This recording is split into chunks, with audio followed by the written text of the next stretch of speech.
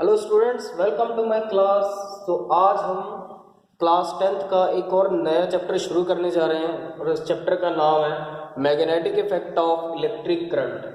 तो आज का जो हमारा चैप्टर है, इस चैप्टर में सबसे पहले तो हम बात करेंगे भी इस चैप्टर के अंदर हम किन किन टॉपिक पे हमने चर्चा करनी है। दैट मीन्स इस चैप्टर के मेन ऐसे कौन से टॉपिक हैं जिस पे हम बात करेंगे। तो मेन इसमें दो ही टॉपिक हैं। एक तो होगा हमारा इसमें magnetic effect of electric current. एक तो हमारा इसमें ये टॉपिक हो, पहला जो हमारा टॉपिक है, और दूसरा हमारा जो टॉपिक है वो है इलेक्ट्रो मैग्नेटिक इंडक्शन।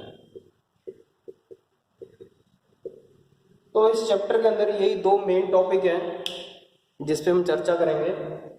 तो सबसे पहले तो आपको magnetic effect of electric current के बारे में बताना चाहिए। थोड़ा ब्रीफ आप समझ लें इस चीज़ को, इसके बाद इन डिटेल हम इसको आगे बाद में बात करेंगे इसकी। ठीक है, तो सबसे पहले तो बेसिक आप इसका देख लो भी है क्या इसमें magnetic effect of electric current में। तो सपोज मैंने यहाँ पे एक वायर लिया और उस वायर को मैंने बैटरी के साथ कनेक्ट कर दिया यहाँ पे। क्लियर, यहाँ पे मैंने बैटरी के साथ उसको कनेक्ट कर दिया, ये हमारी की। ठीक है, तो भैया बैटरी लगाई है तो करंट तो फ्लो करेगा करेगा। पॉजिटिव नेगेटिव नेगेटिव टर्मिनल मैंने यहाँ पे लगा दिए, तो इसमें अब करंट फ्लो कर रहा है से आई। तो हमें यहाँ पे पता करना है जो करंट, जब किसी सर्किट के अंदर करंट फ्लो करता है वो अपने साथ कौन सी चीज़ें लेके साथ में चलता है, भी कौन सी चीज़ों का इफेक्ट साथ में लेकर चलता है। क्योंकि अगर हमको पता है, हमने पिछले चैप्टर में पढ़ा था, जब किसी कंडक्टर के अंदर या सर्किट के अंदर या वायर के अंदर करंट फ्लो करता है तो उसमें हीट प्रोड्यूस होती है। क्लियर, ठीक है। तो अब हम यहाँ पे एक और चीज़ चेक करेंगे, क्या करंट और भी कुछ इफेक्ट, किसी और चीज़ का इफेक्ट भी साथ में लेके आता है। तो हमने क्या करा, यहाँ पे एक मैग्नेटिक कंपस मैंने यहाँ पे इस सर्किट के पास से रख दी। ठीक है, तो जब करंट इस कंपस से के पास होके गुजरेगा या गुजरा, तो ये नीडल क्या हुई भाई, ये डिफ्लेक्ट होना शुरू हो गई। क्या हुई यहाँ पे, नीडल जो है, ये कंपस की जो नीडल है, तो ये डिफ्लेक्ट होना शुरू हो गई। तो इसका मतलब क्या है, इसका मतलब इस कंडक्टर के आसपास, इस वायर के आसपास यहाँ पे जो करंट है वो मैग्नेटिक फील्ड या फिर मैग्नेटिक इफेक्ट क्रिएट कर रहा है। मैग्नेट का इफेक्ट क्रिएट हो रहा है यहाँ पे। क्लियर, तो इसकी जो डिस्कवरी है वो किसने करी थी, डिस्कवर बाय हंस क्रिश्चियन ओरेस्टेड। तो इसकी जो डिस्कवरी है वो किसने करी थी, हंस क्रिश्चियन ओरेस्टेड ने डिस्कवरी करी थी। क्लियर, एक तो ये चीज हम इसके बारे में यार इन डिटेल में चर्चा करेंगे। क्लियर, इसके बाद नेक्स्ट हमारा आता है इलेक्ट्रोमैग्नेटिक इंडक्शन। तो भैया इलेक्ट्रोमैग्नेटिक इंडक्शन है क्या, तो इसमें देख लो, इसमें और इसमें क्या डिफरेंस है अभी आपको पता लग जाएगा। तो सपोज मैंने यहाँ पे एक वायर लिया और उस वायर के साथ मैंने यहाँ पे कोई बल्ब लगा दिया। ठीक है, अब यहाँ पे एक चीज तो क्वेश्चन आता है कि सर वायर लगा दी तो बल्ब ग्लो कैसे करेगा। भैया बल्ब ग्लो करेगा, वो कैसे करेगा देखो। तो क्या किया, मैंने एक मैग्नेट ले लिया और उस मैग्नेट को मैंने क्या करा, यहाँ पे एक मैग्नेट सपोज कर लो, ये मेरे पास एक मैग्नेट है, ये मार्कर को मैंने एक मैग्नेट कंसीडर कर लिया। और उस मैग्नेट को मैंने क्या करा, जब इस वायर के पास लेके गया, ठीक है, जब इस वायर के पास लेके गया तो यहाँ पे क्या हुआ, ये बल्ब एकदम से ग्लो करना शुरू कर गया। अरे मैं तो चौंक गई, ये क्या हो गया भाई। फिर से मैं इसको यहाँ पे लेके गया, फिर बल्ब ग्लो करने लग गया, फिर दूर लेके गया, फिर बंद हो गया। तो अभी मैंने क्या करा, इस मैग्नेट को इस वायर के साथ ऐसे ऊपर नीचे ऐसे इसके पास ऐसे मूव करने लग गया, तो इसका मतलब है इस मैग्नेट के कारण इस वायर के अंदर क्या हो रहा है भाई, इस वायर के अंदर क्या हो रहा है, करंट प्रोड्यूस हो रहा है, करंट प्रोड्यूस हो रहा है। और इस वायर का मैग्नेटिक फील्ड, इस वायर के अंदर या मैग्नेटिक फील्ड कह सकते हो या मैग्नेटिक फ्लक्स बोल लो, एक ही बात है।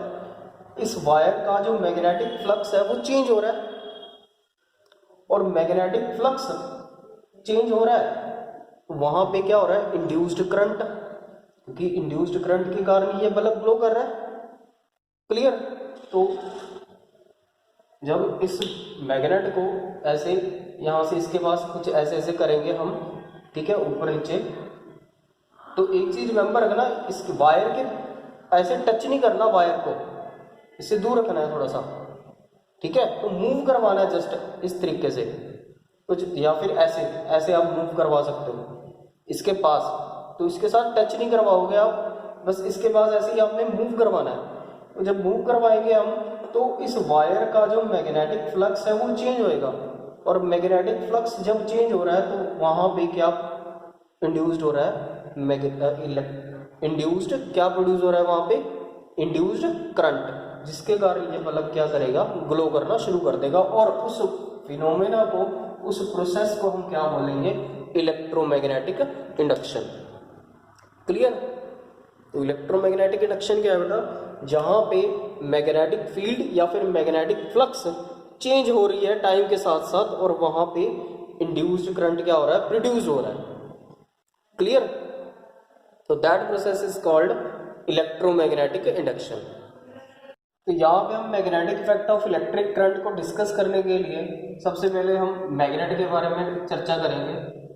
तो मैग्नेट क्या है बेटा, मैग्नेट एक ऐसा मटेरियल है जो आयरन और आयरन जैसे मटेरियल्स को क्या करता है, अट्रैक्ट करता है। And means materials that attract iron और आयरन लाइक मटेरियल्स। तो आयरन लाइक मटेरियल कौन से, फॉर एग्जाम्पल आप दे सकते हो, जैसे आयरन हो गया, कोबाल्ट, निकल एक्सेट्रा। तो ये कुछ मटेरियल्स हैं जो मैग्नेट्स क्या हो सकते हैं, जिसके साथ अट्रैक्ट होते हैं। क्लियर। और बेसिकली जो मैग्नेट है बेटा वो टू टाइप्स का है। अगर हम टाइप्स की बात करें तो मैग्नेट्स की टू टाइप्स हैं। फर्स्ट इज नेचुरल मैग्नेट और सेकंड है आर्टिफिशियल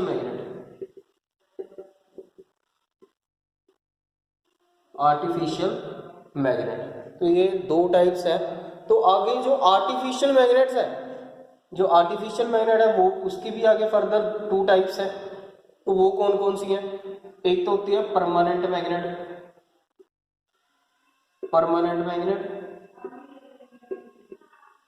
और दूसरी है इलेक्ट्रोमैग्नेट।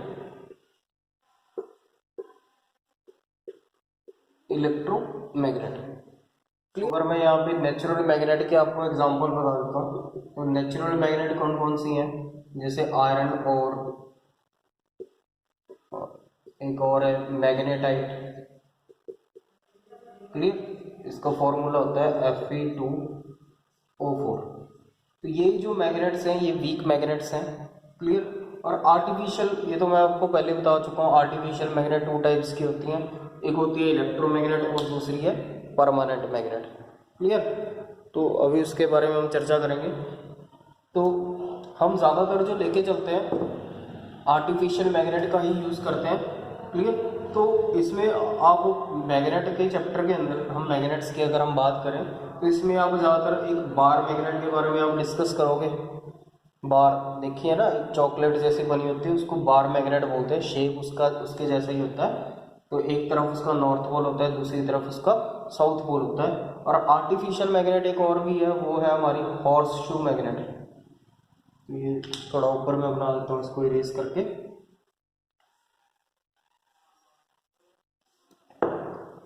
एक तो होती है हमारी बार मैग्नेट, नॉर्थ और साउथ पोल, और एक होती है हॉर्स शू मैग्नेट। वैसे इसके घोड़े के पैर जैसा इसका ये शेप होता है ना, ये है हमारी बार मैग्नेट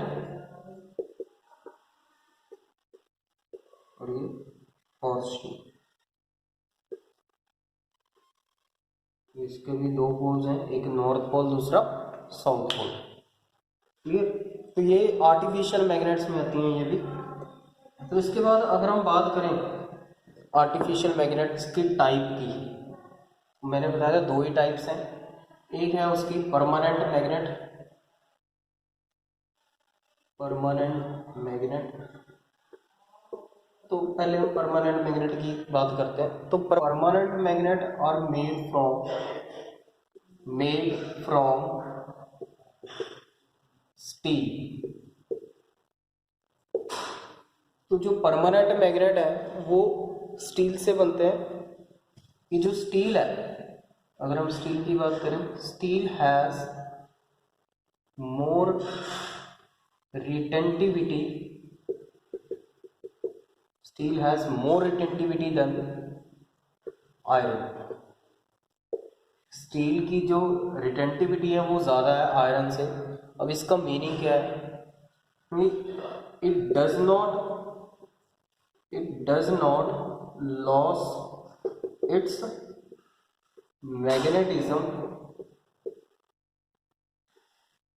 इजीली। तो ये रीजन है बेटा। Clear. It does not loss it's magnetism easily. तो इसमें आप एग्जांपल दे सकते हो। तो वो एग्जांपल ये है, जैसे कोबाल्ट हो गया, कोबाल्ट, और ले सकते हो आप एल्यूमिनियम, ठीक है। और एग्जांपल आप लेना चाहो तो आप वो भी ले सकते हो, टंगस्टन स्टील,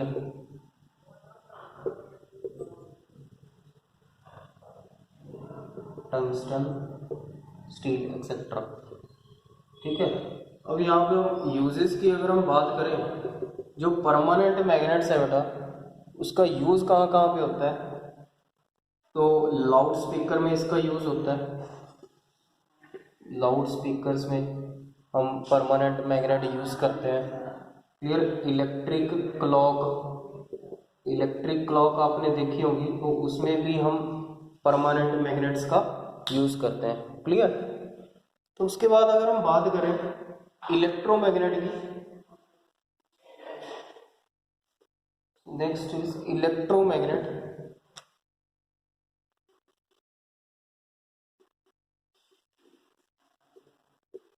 तो जो इलेक्ट्रोमैग्नेट्स हैं इनको हम टेम्पोरेरी मैग्नेट्स भी बोलते हैं। Temporary magnet, temporary strong magnet भी आप कह सकते हो इनको। क्लियर। और इनकी जो रिटेंटिविटी है, जो इसकी रिटेंटिविटी है वो क्या है? ज़्यादा, सॉरी कम है।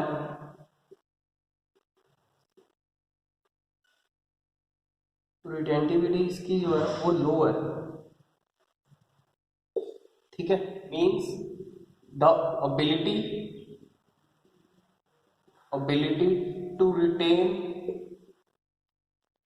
To retain its magnetism. तो इसका मतलब बेटा, जिसमें मैग्नेटिक फील्ड को प्रोवाइड या प्रोड्यूस करने की क्षमता ज़्यादा होती है। क्लियर। तो उसको इलेक्ट्रोमैग्नेट बोलते हैं। इसमें आप एग्जांपल ले सकते हो, for example horse shoe magnet. जो हॉर्स शू मैग्नेट है उसमें वो स्ट्रॉन्ग मैग्नेट है, तो उसको इलेक्ट्रोमैग्नेटिक बोला जाता है। क्लियर। तो ये किस कहाँ पे ये यूज़ करी जाती है, तो ये भी मैं आपको बता देता हूँ। जैसे इलेक्ट्रिकल डिवाइसेस में इसका यूज़ होता है, इलेक्ट्रोमैग्नेट का। इलेक्ट्रिकल डिवाइसेस में इसका ज़्यादा यूज़ होता है। तो इलेक्ट्रिकल डिवाइसेस आप ले सकते हो, जैसे इलेक्ट्रिक मोटर होगी, इलेक्ट्रिक मोटर, इलेक्ट्रिक बेल, ठीक है। तो ऐसे ही आप एग्जांपल इसकी दे सकते हो इलेक्ट्रोमैग्नेट की, ठीक है। दैट मीन्स उसके यूजेस आप दे सकते हो यहाँ पे, ठीक है। एग्जांपल मैंने आपको बता दिया, हॉर्सशू मैग्नेट है। उसके बाद नेक्स्ट हम बात करते हैं प्रॉपर्टीज की। यहाँ पे मैग्नेट की प्रॉपर्टीज की बात करेंगे। तो हमारे पास फर्स्ट प्रॉपर्टी है, कहते हैं जो मैग्नेट है बेटा दो तरीके की प्रॉपर्टीज है। एक तो होती है डायरेक्टिव प्रॉपर्टी,